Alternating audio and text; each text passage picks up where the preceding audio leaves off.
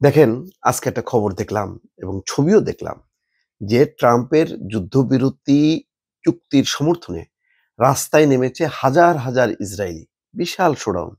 এবং তারা বলছে যে যুদ্ধ বন্ধ করো, আর রক্তপাত নয়, এবং বন্দীদেরকে যারা জিম্মি আছে তাদেরকে ফিরে আনো। তার মানে শান্তির পক্ষে হাজার হাজার মানুষ শোডাউন করে ইসরায়েলে। হায়, আমার আরব বিশ্ব, সৌদি আরব, সংযুক্ত আরব আমিরাত, কুয়েত, কাতার, কোথাও হাজার হাজার মানুষের কোনো সে নেই। এইসব আরব জনগোষ্ঠী যদি নামতো তাহলে ওই সরকারগুলো মানে চাপ অনুভব করতো এবং তারা ইসরায়েলের বিরুদ্ধে পদক্ষেপ নিত। কিন্তু দেখেন, ইসরায়েল এত আমরা নিন্দা করি, কিন্তু সেখানেও গণতন্ত্র আছে। আরব বিশ্বে গণতন্ত্র নেই। এর ফলে কি মুসলমানদের কোনো লাভ হচ্ছে?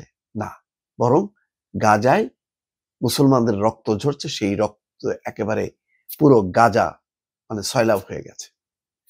এই হচ্ছে, কি বলবো, মানে আমরা আরব বিশ্ব, আমরাই মুসলমানদের শত্রু।